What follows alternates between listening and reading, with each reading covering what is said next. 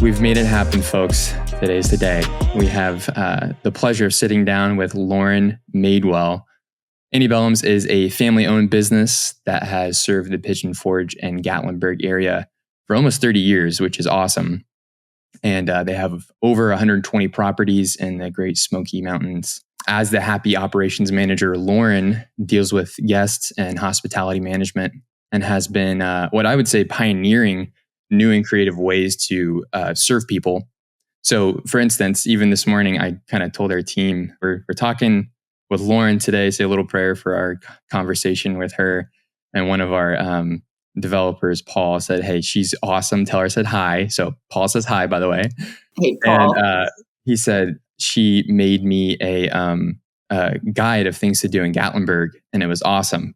So, example of the way she serves other people super well. She's is a firm believer in making and treating guests like friends and family, and trying to create a true connection with both them and the owners of their rental properties. And judging by their track record, they're doing an amazing job. So in this episode, we're going to get Lauren's input on how to develop hospitality that creates lifelong customers and learn how we can apply that to our businesses as well. And I think regardless of whether you're in the rental management business, I think you'll get a lot of insight and wisdom from this. No pressure, Lauren, but I think you will. I think you'll get a lot of wisdom from this. Also, we have Raymond Hawkins, the big man, the head honcho at Ankerpoint. He leads Ankerpoint and is also a developer. First podcast. Yeah, and first podcast. So welcome on. He also does he is a developer of Brightside, which is the property management system that Andy Belham uses for, I think, over 11 years, which is awesome. So anyway, enough of an introduction. Lauren, thank you for joining us today. Thank you, Jacob. Goodness gracious. We just wrap it up. Just wrap it up now. And that's pretty much all our time. So thanks. Thank you. I'm with you guys for real. And so happy to be here with Raymond on his first podcast. That really means a lot to me. I've been championing Brightside for a long time now, and this is just too cool. I really appreciate it. Well, first question is, how did the Happy Operations Manager title originate? Where did that originate? Oh, I was just being goofy. That was really just it. I was like, I put in, I'm the operations manager of Auntie Belham's Cabin Rentals. And I was just like, blah, blah. And so I was just like, I'm the happy operations manager of Auntie Belham's Cabin Rentals. That makes it sound a lot better. Yeah. It was just, and I had limited characters and it wasn't anything special really, but I guess that's how I go about most things is just, how to be happy about it. Right. I was at a talk recently and they were talking about how so many of the words and stuff that we use regularly, they make our brain go on autopilot where we don't, because we've seen it before, we don't even think when we see them. And so just, operations manager is you don't even think about it. But when you see happy operations manager, it immediately makes you think this is someone, this is somewhat different. This is a unique place. So that's really cool. Even just naming meetings and stuff, name your meeting, instead of, meeting, name it, group. I know exactly what you're saying. And I enjoy creative writing as a hobby. So I know, I know exactly what you're saying. And really that's a good way to sum up this industry. It's the hospitality industry. It's also, it just sometimes feels like a massive psychological experiment. So I get it. Yeah. That's when we're in marketing. That's kind of what we're exactly. Yeah. Would you just mind giving us a rundown of a day in the life of Lauren, just basically as your responsibilities as the happy operations manager? What kind of stuff do you typically do? Oh man, Jacob, that's the most straightforward question ever, but I have actually dreaded being asked this question because my God, I don't know, man. I knew today I had a podcast at 11 to jump onto. That's what I know today. Right. And I have this massive task list that I'll run to after this. And I'll just say, what are the top 3 most time sensitive things? I'll focus on those for the day because time sensitive is everything. Sometimes you're thrown a curveball, and that becomes the most time sensitive thing.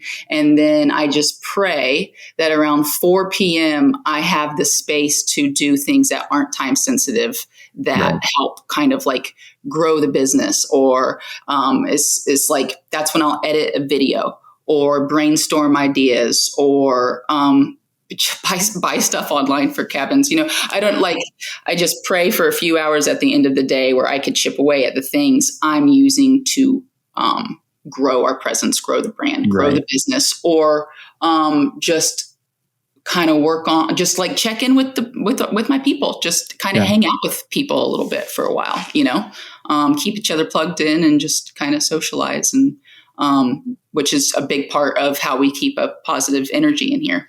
Yeah. The connection part of it. Yeah. Cause I was like as you're talking about it, cause it is kind of I totally understand. Like if I were to try to sum up my job, I don't think I'm like, everything, that maybe a little bit of all of it. Okay, something time sensitive would be, maybe I'm the name on the account for a cabin owner's, Charter Spectrum account, and I have to like replace a cable box. Like that's a time sensitive thing. Or another time sensitive thing would just be, during summer, constant back-to-backs, just organizing work to be done in that like 5-hour window, which I've got Mary and Rhonda, who are like field team managers, doing that too. But I mean, homeowners have access to all of us managers. So whether it's a text or an email or a phone call, all the managers here are always hearing from a homeowner and just juggling, like, what's the most time sensitive? What is the most resource consuming? And so that's kind of like, time sensitivity and resource consumption. And then overall, like positive environment, or like the 3 things I'm just making sure to keep balance with any given day. So the specifics of that are vast. Well, that like maintaining a positive environment, that's a such a huge thing that I don't think a lot of us think it's easy for a lot of us to not make that part of our job. But like we've had the pleasure of working with you or with Auntie Belhams, for like 11 years now, through Brightside. And I remember even, 11 years ago in your office, helping get switched over to the new system and stuff. And even back then, it was such a like happy environment. And that's sort of, a stressful time when you're switching property management systems. There's nothing's where you're used to it being, and you're learning new stuff. And it just felt like a fun, happy place with, people, really working to create a great experience. And you had, a lot of the same team even back then, Kathy teasing me and Rhonda going on about stuff. And Jennifer was there, and I think maybe a few others. And I've been there several times since then. And it's always like, you hear laughing around the corner, or, in a place next. And, I always leave with a bigger smile than I go in there with.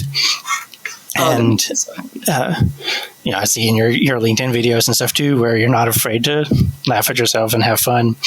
And like, how do you keep that positive energy when, it's a really, really tough job, and you have a lot of, you're often sometimes dealing with unreasonable people. You're dealing with, high stress situations, where owners are, whether they like you or not, they've got, numbers that they really need to meet, and because of decisions they've made and stuff. And like, it can be stressful, or it is stressful.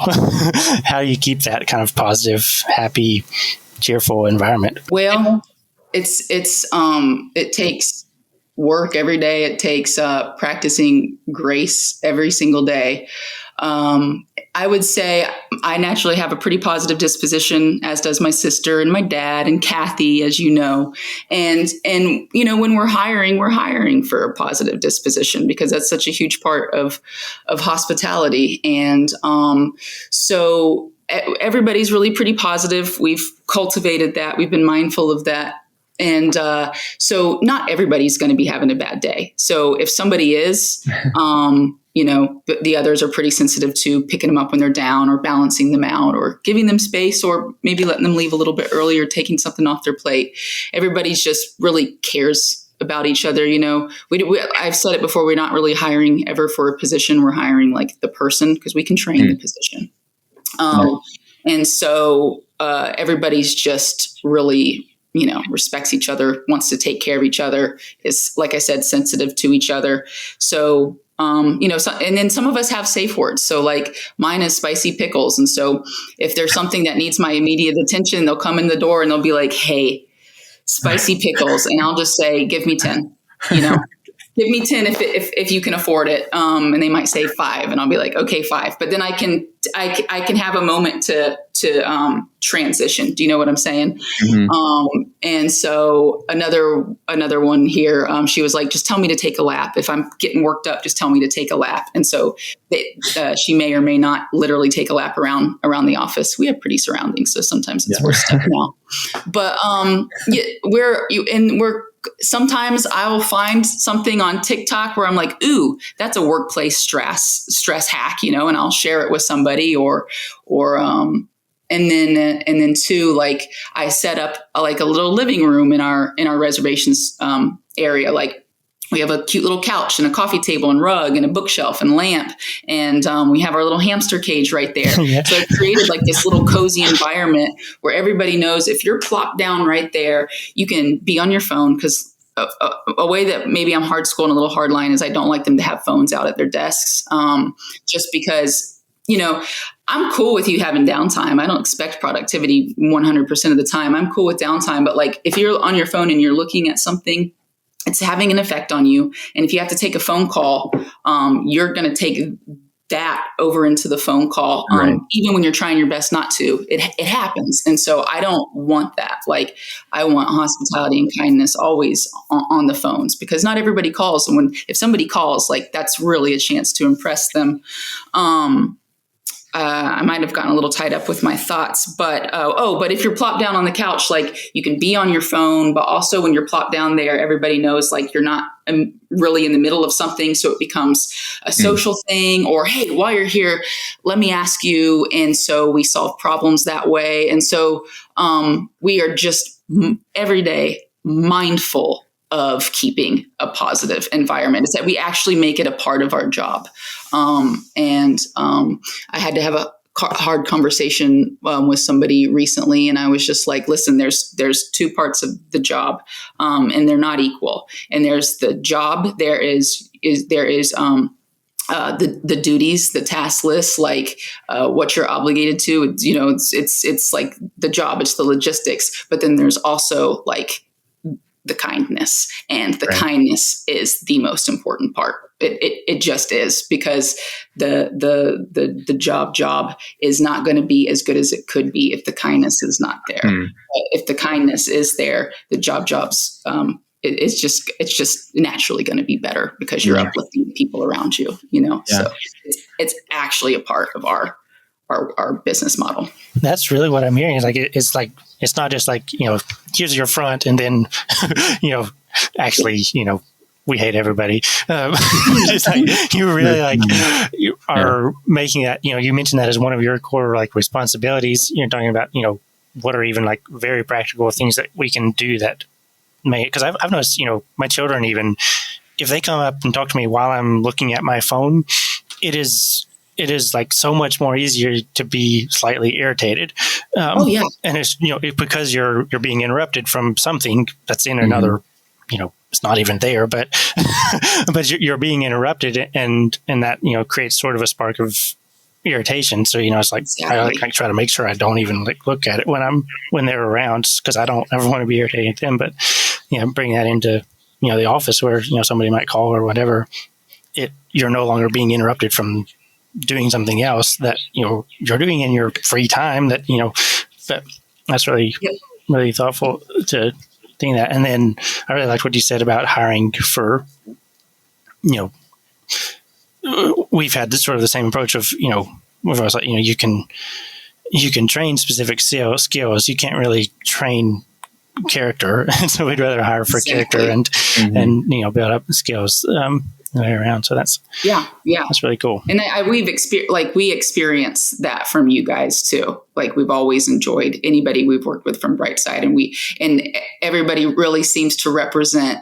Like we've worked with you and Emmett for so long, we have a vibe of you guys, and everybody has represented y'all's vibe very well. Great. Yeah, I definitely appreciate that about working with Raymond and Emmett for sure. Do you guys hire mainly for people who work in the office, or do you guys consider hiring people that don't work that work remotely? So far it's been all office. The only time that maybe a remote situation has been involved is so IMEG, Internet Marketing Expert Group, they are who built our website. They are, you guys know, and they are our marketing company, and they're behind our email campaigns and everything. So that's hiring outside. That's true. And we use them for rate management as well. So very fundamental part of our business. We do work with IMEG on those things. Right.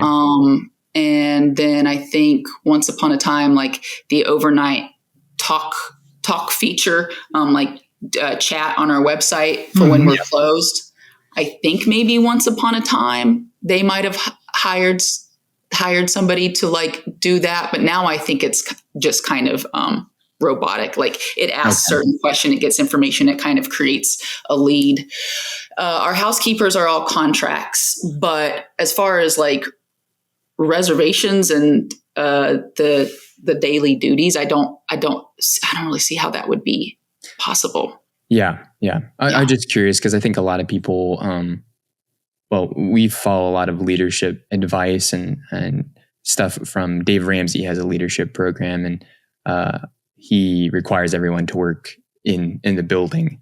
And I think some remote stuff maybe, but they talked about the importance of building a strong culture. It's hard to encourage a strong culture of whatever you have as your culture when people are working from home. So I was just curious if you had everyone in the office, or if you're okay with people working remotely. Yeah, because we have seen even people with remote reservationists and stuff where they're all just answering the phones from wherever they are. So. Yeah. And we could, with the technology we have, we could absolutely do that. But again, the culture, they help each other out. They overhear each other. They might, somebody might be asking for directions because they're lost. Well, that's a strength of Jenna's. That's a weakness of mine. If Jenna heard me struggling with directions, she would take over. So we're there, we're hearing each other's problems. We spitball everything together. Every manager has an open door. It works like this. It works like this. You get immediate access to somebody if you need it. And so, it's culture. It's helping out each other. It's immediacy. But also we like them to go to all of our properties, explore our properties. If there's downtime or they can split the difference, we want to send them out to our properties so that they've followed our directions. They've made sure they're good, or they're off for adjustments or corrections. They know how to get there. They know what that drive is like. They know what that property is like. If anybody has questions, so they can come back and share that with each other. And so for us to be really, really good at what we do as far as property management, and really, really good at what we do as far as hospitality, it's only possible all being here together. I firmly believe that. Yeah. I love the way you think and talk about hospitality as it's the main driver for your business. Cause I think a lot of businesses, it's bookings and we've been doing a lot of, just sales and stuff recently, and auditing different businesses and looking at what makes them tick and how we can help them. And I think a lot of people don't really think that way. They don't think of themselves as a hospitality business. And so we really admire that about you guys. And I mean, it's the main reason we wanted to chat with you, because you do that so well. So what do you think makes you guys stand out from competition? I would imagine one of the major things is hospitality. You guys do that so well, but what do you think it makes you stand out from the competition and everyone in this market. Definitely that. Also, our branding is just so creative and I think relevant. And then we put creativity into everything. We want to capture people's attention. We want to be a part of the magic of vacation. Mm-hmm. We want them to know we're here for them. We're like family when you're far from home. We just are pouring our hearts and like souls into everything that we do. And we know people can feel it. Mm-hmm. And so I don't know. We kind of create a feeling in all that we do. We love the visuals of what we do, creative branding, stickers, T-shirts, mugs. Our lobby, not a whole lot of people check in anymore, but our lobby is so cute. So if you do come and check in, like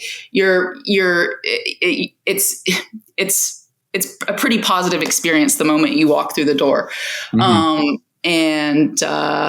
And so. Oh, and then just like community involvement. There's so many cabin rental companies in this area, but at like the local events like associations or chamber events or whatever, there's not a huge cabin rental company presence. So we try to be present.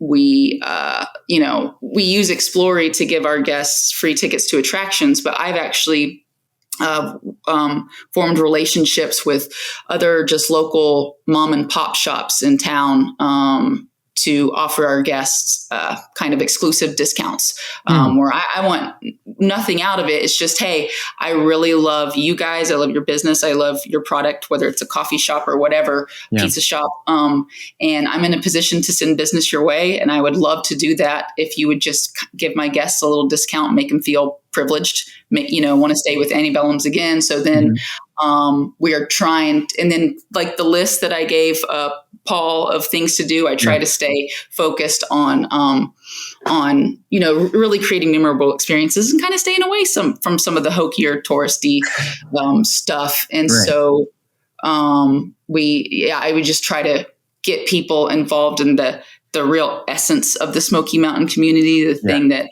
none of us really wants to go away, the thing that has kept this like a popular destination for almost 100 years now. And so there's a lot we do to stand out by design. And then also because like we just got a whole lot of heart and passion for what we do. And so that just radiates, I think. I'm speaking for everybody here. I think often people are afraid to use like very much humor in their marketing or their brand presentation because they're afraid it will make them like seem not professional or like they don't care, that they're not going to care about the business side as much or something like like they're just not taking it seriously. Right. How do you sort of balance that and communicate with owners that just because you're afraid you can laugh at your mistakes and aren't afraid to be silly doesn't mean you're not going to take your the work seriously. Well, maybe this is like tooting my own horn or our own horn, but like good humor requires real intelligence. And so I think that you can intelligently, make any situation humorous when done correctly. So like, and then I don't know, it's just like intuitive. Like I just know when humor is okay. If I feel the humor in it, if the first thoughts rising to the surface are slightly humorous, I stick with my gut on that. If they're not, I stick with my gut on that. But humor requires intelligence. So when it's done in that capacity, it's not really a thing to navigate. It's something that everybody appreciates. Yeah. Do you think that's even like a legitimate concern of people that are concerned about, wanting to be seen as like all professional or? If we didn't have 30 years of experience and a 4.7 on Google to stand on, maybe the humor wouldn't hold as much water as it does right now. Right. But we've, we didn't start off on humor. Like we've just kind of started dabbling in humor and video branding in the past couple of years. And yeah, we're 30 years old. So 28 years of experience behind us. So humor is just kind of like a sidebar for a lot of our homeowners now. And it doesn't matter the homeowner's disposition. Everybody's unique. We have a unique relationship with every homeowner. It really doesn't matter their disposition. They all appreciate these videos and they see them for what they are. Us being relevant, being current, being plugged in, and branding to the global masses. Right. So I think that sounds like maybe in some ways your brand and reputation that you have almost frees you up to branch out your presentation however you want in some ways because you have such a solid foundation there where somebody who really didn't know what they were talking about trying to go in and be silly and think that they're going to get a lot of attention just from that with nothing underneath it, sort of, they may not as a distraction. Right. And there's certainly plenty of that on TikTok and wherever. That's a really good point, Lauren. I mean, I think humor enhances whatever you're already doing.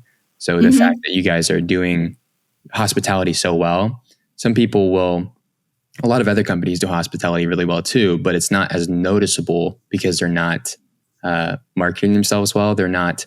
I think the humor that you're talking about enhances that and showcases how good you are at hospitality. Whereas, like you just talked about, when someone's not good at hospitality or they're not very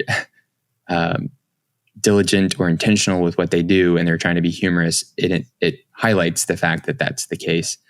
So I hadn't thought about that in that way before. Sincerity is immediately detectable, in humor. Yeah. So, yeah. Yeah, exactly. When you're talking about how much you love the area and want, like, just because you love a certain kind of coffee or whatever, you walk into those businesses and say, we're in position to bring you business, and we would love to do that. If you want to repay give a little bit of a discount or something, a lot of companies I don't think would take the time to do that or even care to do that. Anyway, that's really cool. It's been such a delightful thing too, because they just deserve to be recognized in that way, and they deserve the business, and it's just an easy way to get to know people too, and then they recommend other people, and it's been such a joy. So on a day where I'm not really pressed for anything and it's beautiful, I will just go into town and pop into these mom and pop shops, and I'll check in on the ones that I work with, and I'll go and introduce myself to people and businesses I've never met before. And being an ambassador for the Chamber of Commerce, the Pigeon Forge Chamber of Commerce, where I actually had to do in-person visits for businesses that I was the point of contact for. That's what taught me how to approach businesses, and kind of gave me the confidence and how to read the room on those situations too. So really it's been a really delightful part of the job, and actually quite easy. I haven't been turned down yet. And I create the graphic, I create the link on the link tree. And if they Sugarlands actually reached, when they found out, Sugarlands Distillery, when they found out I was doing this, they actually reached out to me to say, we'd like to give your guests a discount. So cool. And they wanted to track it. So they created their own barcode and graphic that I just was able to plug into Linktree. But most of them, I'm just I'm not here to track anything. This is just truly an appreciation thing. So I'll text you the graphic and you can tell me if you like it. And then they literally just have to show you this when they show up, and they're like, yeah, awesome. Sounds good. Thanks for making it easy. Yeah. Yeah. If they say no, which I know you said you haven't had anybody turn you down. So maybe this question isn't valid, but has anyone said, we don't want to offer anything, but we'd love the business? You haven't had that happen? To a degree, there was, I propositioned a different coffee shop in a totally different location from the other one, on something kind of new. It wasn't exactly this. It was a little bit this. And nobody there could really speak for the owner of the business. And they were like, just right out of the gate, he's a little tight. So this might not go over well, but we'll tell them how cool we think it is. Okay. And I said, okay, that sounds good. But it never materialized. And I didn't want it to materialize because as I was thinking through how this could work, I was worried that the offering could easily be taken advantage of. And I couldn't risk that. Right. Well, I've helped one of my clients do something similar to that. And it was actually a little difficult, although it wasn't a lot of mom and pop shops. It was some of the bigger places which can't really say, yeah, we can offer a discount for those types of things. So that's a little bit harder. But well, obviously we do marketing for Ankerpoint. So there's a marketing podcast. So I kind of want to dive into like the marketing side of what you guys do, and specifically starting off with email campaigns. I've watched several of your other podcasts that you're on and stuff, and you've talked about how essential it is to your marketing and how profitable and effective it is. So I was just curious, walk us through how you made that so effective, because a lot of people they do email campaigns and stuff, but they don't see a lot of profit from it. They don't see a lot of benefit from it. This is where I have to give all praise to iMeg because they are our email campaign. However, every single email is run by my sister and I for us to give the go ahead on or make changes to. And if we're like, make this change, they know that we're not bringing down the law. So if they're like, hey, we don't actually think that's advantageous for this reason, there's always a dialogue there. Yeah. So we're kind of always like picking each other's brains. So they come up with the emails, the drips, the whatever, the campaigns, the whatever. And, or we pitch it to them, they come up with it and we give the go ahead or we work it out together. So all praise to iMeg. And then two, like, over the years, anytime that maybe I've got concerned that like maybe our emails are a little stale or, the demographics getting younger, or let's do more visual that, they'll always keep me in check, which I appreciate because, sometimes it's like, Lauren, I agree, this looks better, but right now boring is what converts. And I'm like, okay, but they'll still do an A/B test for me. And they're always right. Boring converts when it comes to emails. But we have found some visual compromises for sure. And their SEO game is strong. And SEO is something that we want to be even more aggressive with going forward. Things are weird right now online, and we're going to go the SEO route. And that was the meeting with them, which like I'm not writing any of that; they are. But yeah, the email campaigns are all iMeg really with our help. And my sister and I are learning because, like I said, that there's always dialogue. They give us insight on everything. We pick each other's brains. And one of our cabins, Green Acres. It's this farmhouse, and it's on the most beautiful property, and it's just awesome, and it's got great games, and it's just a good, cozy home. And I'm smitten with this place, smitten with it. But it's a home in the Smoky Mountain market, which don't historically do well. They did during that flash of COVID 2021 and some in 2022, but they don't really do well. But the view is so good, and I liked the homeowners so much that we agreed to work on each other, and they're going to give us some grace with picking up momentum. And because of that, I asked iMeg, I was like, I really believe in this property. I think once people stay, they'll be returning time and time and time again. Like they'll be charmed the second they get up there, but pictures are what sells. And, you can only do so much with the picture. So I'd like to run specials for Green Acres and do, an email campaign for Green Acres. And we had a meeting with them yesterday, and on our main website, Annie Belham's Cabin Rentals, because we own GatlinburgCabinRentals.com too. On our main website, the number 3 most visited page for like the past 30 days was Green Acres. They said just because that email campaign absolutely slayed. Oh, that's awesome. Yeah. And so I can't really speak to all the technicalities of that. I won't be helpful in that regard. But I've noticed a lot of the email campaigns are straight to the point. Very simple, very short. And that stands out to me because a lot of email campaigns, they try to fill it with all kinds of stuff because they want they want to. Can you speak to that? Do you know if that's one of the major factors in people like? Is that the boring that you're referring to? Is just that it's like very short and concise, but that's what works, or is that science behind that, right? Like our emails absolutely cater to the moderate attention span, and it also it's because it's kind of broken up in like as you scroll down, boom, boom, boom. They kind of block it off to a degree, and it gives you kind of a social media scrolling experience. And it's picture, a little text. There's always like a cabin spotlighted, and then a special, and then whatever's currently going on. I think they have them designed with all of that in mind for sure. Yeah. And I mean, if you want all that, the rest of that info, it's on the website, and our website's very intuitive, and you'll find it if you want it. It doesn't have to be in an email where we are fighting for your attention.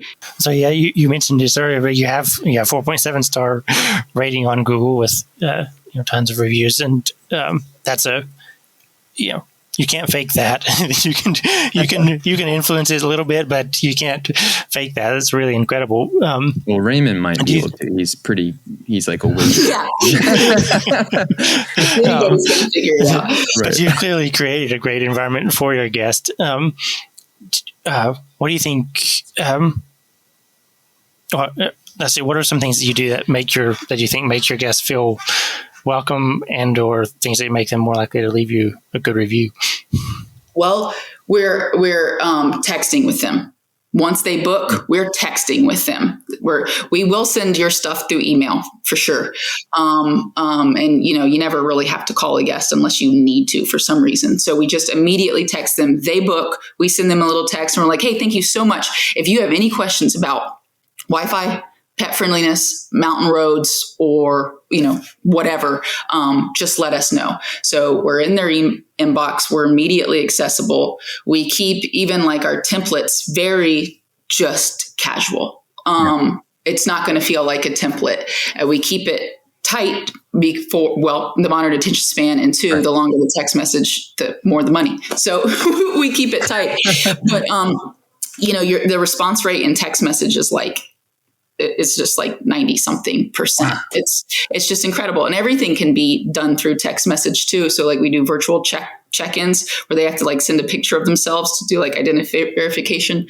They can just text that in. And so, whereas a phone call is usually work and an email is work and sales campaigns and spam, a text message is, usually friends, family, or who you want to be talking to.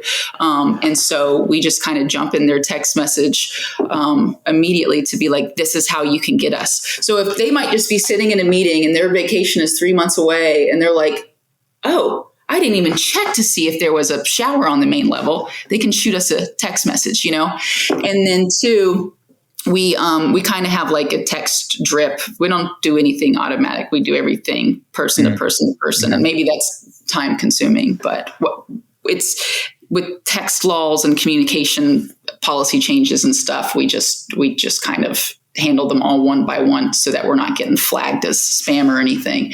But, where was I going with this? But yeah, we do the drips, which is just like, 1 week out, 2 days out, 1 day out, check-in day. And we're giving them kind of the information they might need at that time. And then so check-in day actually gets a video of, it's me, and it's a quick 30-second thing. And I'm up at a cabin and I'm just saying like, hey, today's check-in day. Woo! You can hear a crowd cheering in the background. And it's just like, listen, hard as we try to be perfect, like, we just can't guarantee that. So if you get up to your cabin and you have a problem, like maybe you find a bug and there's like a skit of me just like silencing a cricket with my sandal, or maybe your oven's not working and I'm pointing at the oven and a crowd's going boo, or maybe you can't figure your TV out and I'm just like confused at the TV. Oh, and then my favorite one, I was like, and maybe you can't find the Wi-Fi password, and it's somebody looking at the bottom of a toaster and they're like, I do not see the Wi-Fi password. It's so like, I love those videos. Yeah, it's so like we don't get to check in most of these people at the lobby. So it's immediately giving them a face to the business. I'm in a cabin, which is relevant, and some of them will recognize that as their own cabin. I'm telling them immediately, we try to be perfect, but we're not perfect, which they can relate to. So just let us know if we can help with anything. It reminds them that we're here, we're boots on the ground, we're accessible. We're showing them this video through a text message, so incredibly accessible. And it just handles something that could be sensitive with humor. So your oven not working, finding a bug in your program, your TV not working, like not understanding the Wi-Fi password, that's a big deal when you check into your cabin. But I've been able to take the edge off by adding a bit of humor. And I knew we were taking a chance with that, but I felt good about it. And people, I would say 5 times out of 10 will respond with emoji or, oh my God, that's hilarious, or whatever. And so they're watching it. And so it creates a relationship. It makes us real to them, not just somebody behind a keyboard or God knows where, working with them. And then it really gets ahead of us not finding out about issues until after their stay in a review. It gets ahead of that. And a lot of times you can turn a bad situation into a really good situation. Like if something happens at a cabin during a guest stay, that's an opportunity to super impress them, because you're going to get this rare chance to be with them, which you just don't get anymore with virtual check-ins. And so it's a chance to impress them. And so it's gotten ahead of, bad reviews. It's allowed us to stay really on top of things in our cabins, because a lot of things you just don't know. You're not going to find out during an inspection. Like you have to actually be there kind of living in it to realize it. So it brings a lot of that to our attention. It's helped with quality control, reviews, customer satisfaction, relationships, communication. Like it's just helped with everything with that 30-second video. I had a whole question based around that, actually, because it was so, and it wasn't, it was just, I was going to ask you to walk through that process and you just did, because it was so, but it's so funny and it's so good. And like you said, it makes an immediate connection with the person. They get to see you, how friendly you guys are. And most of the time it's almost like a suggestion box. No one wants to just write down a suggestion, but if someone asks you in person or they see your face, they're more likely to feel like they can actually tell you something. So I think that helps with that too, like you said. But I love those. I think more and more people should do that. That's so cool. Oh, 100%. Yeah. And actually I have a cool story to share on that at the end, but we actually do a checkout day video too, or we send it the day before checkout. Yeah. And it's me in a bear suit saying it's like, hey, checkout's tomorrow. I don't want to send that on checkout day. I want to send it the day before, because some people forget their checkout, or some people put everything off to the last minute and they don't do their checkout list. So we send it like mid-afternoon, the day before checkout.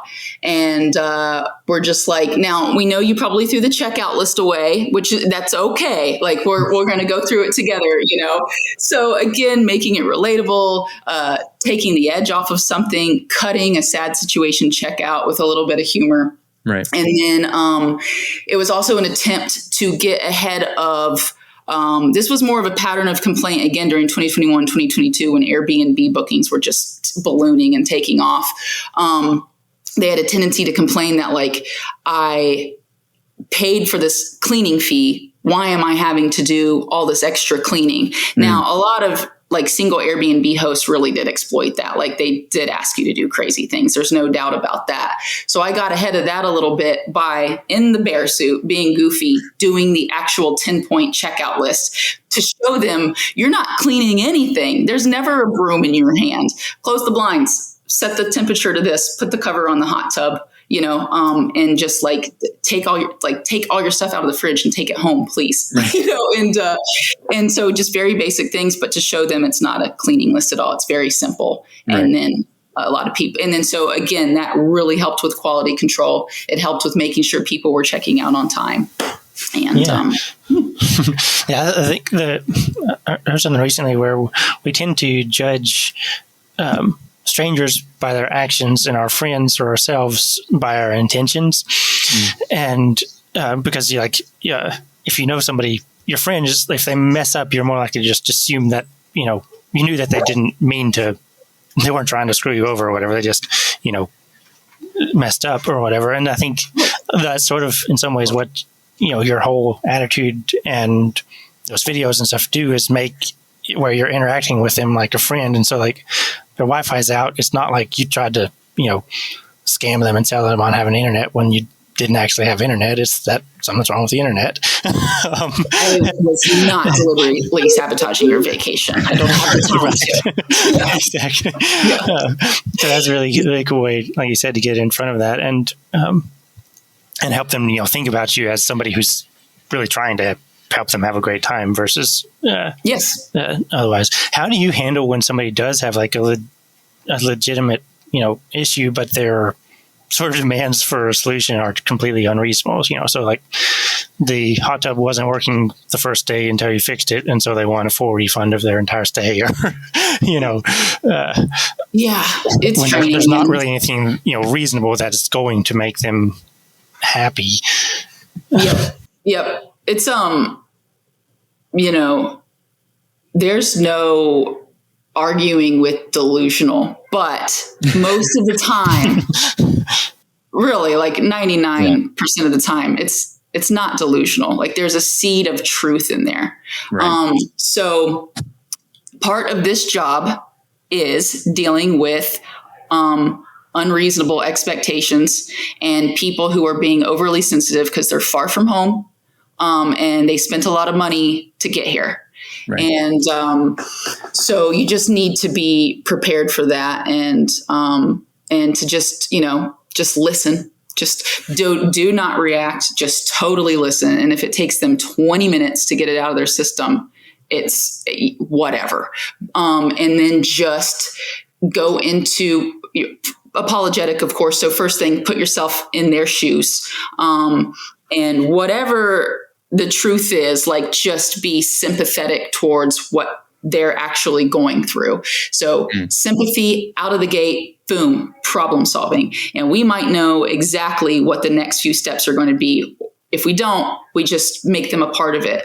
Okay, well, I really like to do this, but, do you want this to happen while you guys are here? Or do you feel comfortable leaving? Or when would be the best time? Or, okay, I think we can get that done in the next 2 hours. Does that work for you? Or, so go into problem solving, be assertive in that you know exactly how to handle this, or bring them into it if you think that's going to be a little bit more advantageous so that they can feel like, oh, they're kind of giving me control over the situation. But just like, you just have to expect that stuff. Just listen. There will be a seed of truth in there. It's not delusional. It might become dramatic, but if you have the resources to lend to your guests or to send up to the property to kind of dig in, you listen to the phone call, look at the text messages, whatever, you can kind of dig in. You can figure out what the facts are. You can figure out what the black and white of it is. And so the guest is the gray area, and you just navigate that as far as,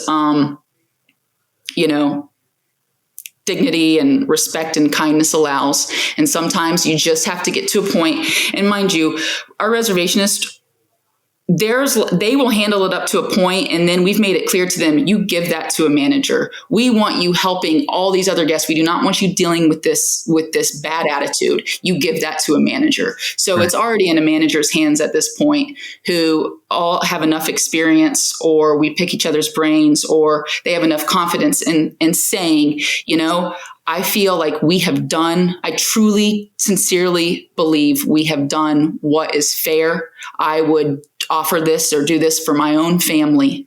We're just going to have to agree to disagree on the rest. Right. And mixed bag about how that goes over. And sometimes it results in a chargeback on a credit card. And sometimes people just freaking take it on the chin.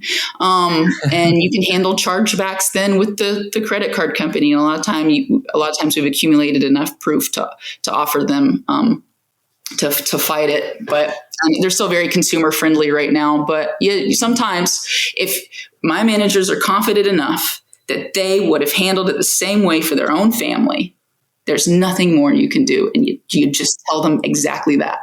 Yeah, I guess you kind of walk through that with everybody, because that was another on that, like how do you keep those from really discouraging your team? Because I know, we absorb negative information a lot.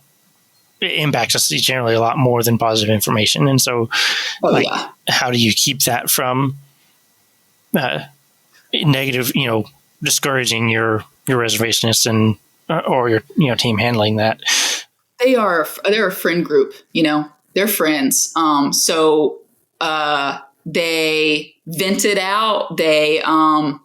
They take a lap, they go run up and get a coffee up the road, or they just go out back and smoke and scroll on their phone for 10 minutes. But like I said before, like not everybody's having a bad day. Not everybody's getting it handed to them. And so there's always somebody there to pick you up, but we're all friends here. So it's easy. You come up and maybe you like, oh my God, can you blah, blah, blah, blah, blah. And then you just move on. There are times where the negativity seems to linger, but somebody always takes control and they're just like, hey, nope, this is not dragging us down today. They do not deserve that. Everybody deserves better than this situation. So do what you need to do, but we need to be positive from here on out. And maybe they put on some music or something, but we don't let it drag on.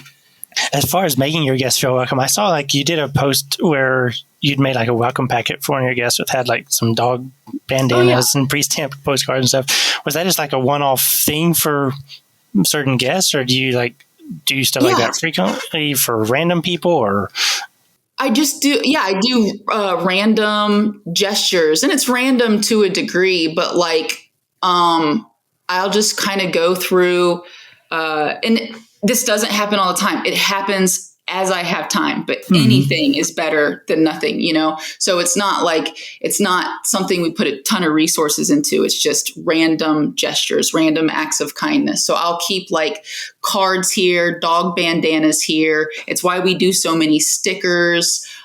We have like custom branded gift cards. We have all just sorts of little branded knickknacks and stuff, but nothing ever beats a handwritten note. And so I will like look for maybe honeymoons or anniversaries, or I'll look for little things like that. Sometimes it'll just be, this is what I have in my car and I had to go up to this cabin for whatever reason. I know it's a check-in today. I'm just going to leave it. That one was Sugarlands.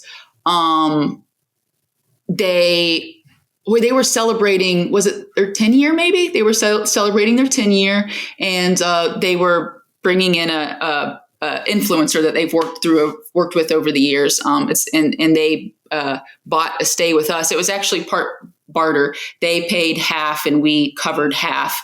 And it was just like, I think like he was like, they'll post a video, and I was just like, that's all I could ask for.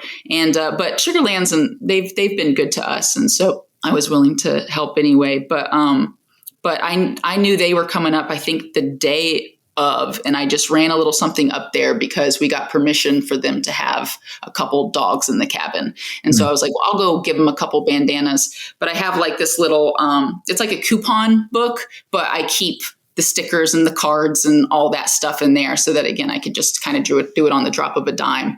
And I didn't know if they would do like a video and just tag Auntie Belhams in it. It would be of Sugarlands or whatever and tag Auntie Belhams in it. But they actually did a video of the property, and I didn't speak to those people at all other than to just text them what they needed to check in. And so that was really super sweet of them. Hospitality is just like you've mentioned, all those things you just mentioned. You guys think of that, you kind of just breathe that, you're thinking of new opportunities to do that. If someone is listening to this, like a business owner, another rental management company, and they don't really do any hospitality at all, like besides just getting somebody their cabin that they paid for or their rental that they paid for, because you guys do a lot, and they're like, okay, where do I even start?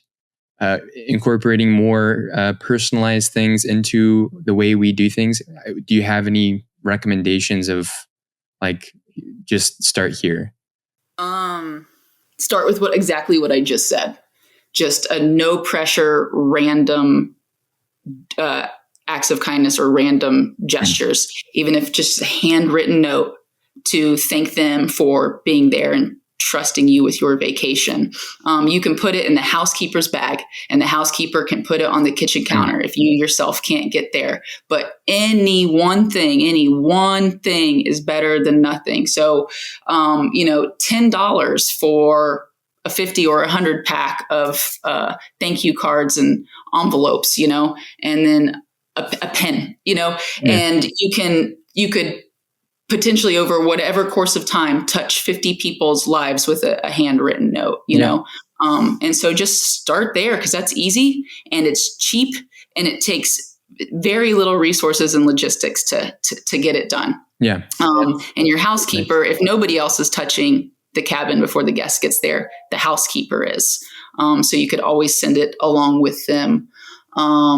Be good to your housekeepers, everybody. Please be so good to your housekeepers. Like I just said, if nobody else makes it there, the housekeepers do. And a lot of us work with contracted housekeepers. So like, be good to your housekeepers, because they're such a pillar.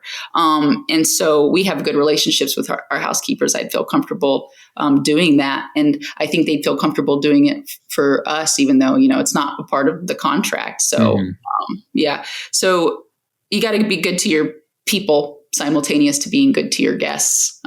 It can't work in the reverse, but just start with the random gestures of kindness. And I just think the video, like on check-in day, is such a good idea. And it doesn't have to be humorous. Just show them your face and let them know that you are here.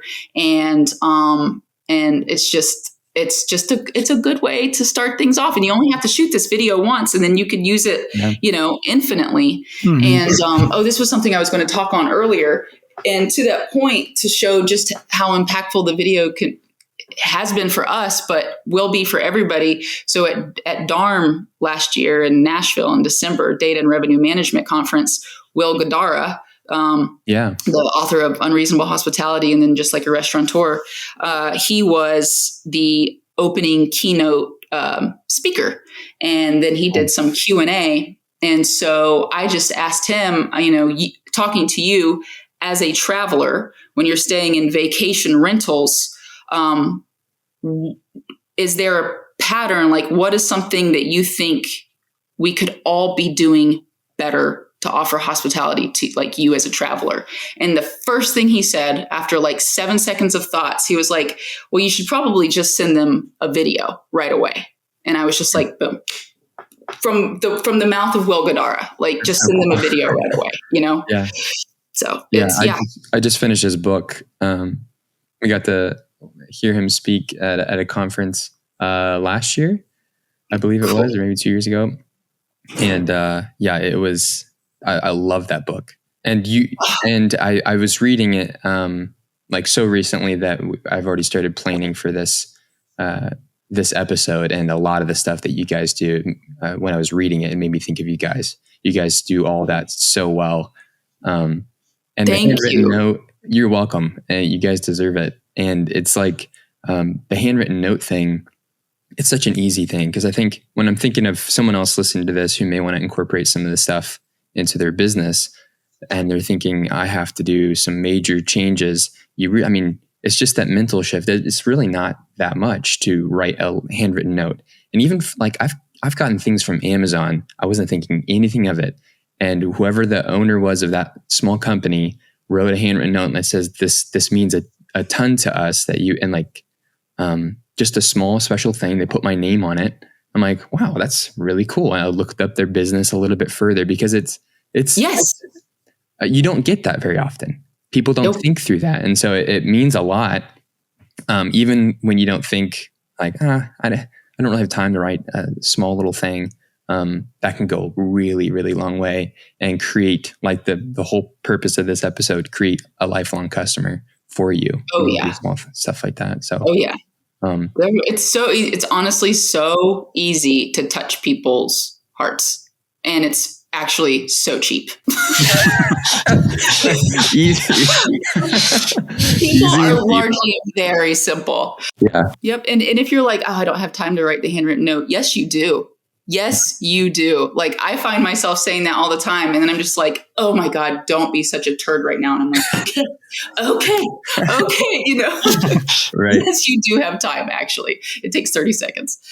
So yeah, in closing, we just have a few last questions, which are there any like books or podcasts that you would recommend any other vacation rental companies read? You mentioned Guidara's book, Unreasonable Hospitality.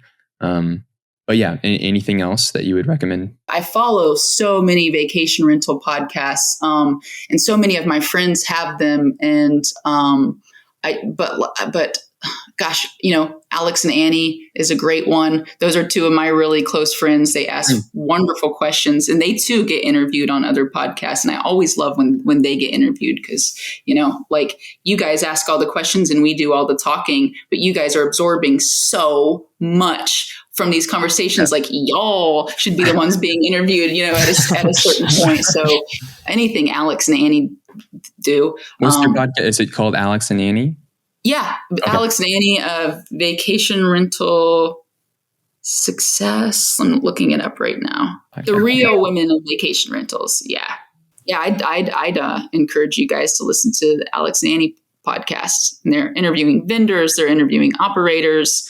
And right now they have, I won't spoil anything, a really, really good idea in mind. And they've reached out to me to see if I'd be interested in working with them on an episode. And I am, because I don't know of any other vacation rental podcast who is doing what they plan to do. And I know it'll happen, and it's going to be really cool. What a cliffhanger.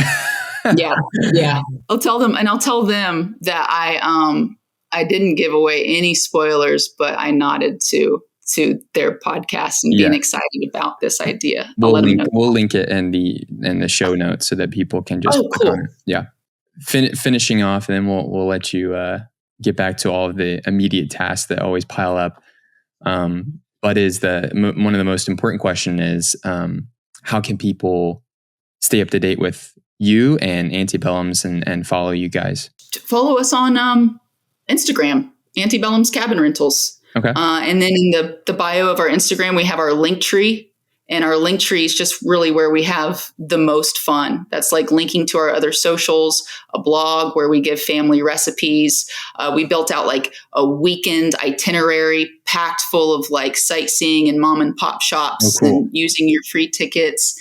And we link to like a landing page on pigeonforge.com, which gives like hiking ideas, and the link tree is where we have a lot of fun. And you can vote for us. You can go to our link tree and you can vote for us. We have a custom vote page, so it just goes right to Best Cabin Rentals with the drop down, and you can vote us Best Cabin Rentals. So if this is released before July 31st, that would mean the world to us. And if you believed in us, of course, we want a sincere vote. If you believe in us.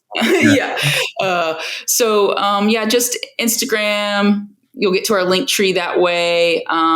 TikTok doesn't get as much action as Instagram because like you can do all sorts of things on Instagram, and TikTok is just videos. Right. And then Linktree, I'm just Lauren Madewell on Linktree. I share some of the videos, or sometimes I just make like industry exclusive videos that I'm not going to put on any of our socials. And Gotcha. Okay. And I'll link that too. So if you guys, whoever's listening to this, if you want to go follow them and vote for them, Best Cabin is it each year, right? Each year, 2020. Yeah, 2024 Pigeon Forge Best Cabin Rentals. Yes, vote for you have to be nominated, and we were nominated, which means the world to us. That's awesome. And then you have to get the votes. Yep. Yeah, and we've never really like hustled for anything like this before. But I had a conversation with a friend to see like what kind of like what's in it for us, because you do have to invest in the custom vote page, and then you have to be active and present with it. Yeah. And like I was just like, what is it in it for you? Because like we don't chase wins and trophies or like accolades or anything like that. That's not even on our radar. And she's like, it's not about that at all. And gave me some good insight. So this is the first time we're like trying to be voted something. Yeah, that's exciting. Well, thank you, Lauren. I have a much deeper appreciation, because the appreciation was from afar and just based off of what I've seen in other podcasts and videos. And honestly, like talking to you and hearing your heart, it makes me want to help. I mean, that's what we do. We help other companies succeed. But if anybody can take just an ounce of the passion that you have for the industry, I think they'll be a lot better off. So we appreciate your time. Thank you. Thank you guys so much for this opportunity. I've had a blast with you.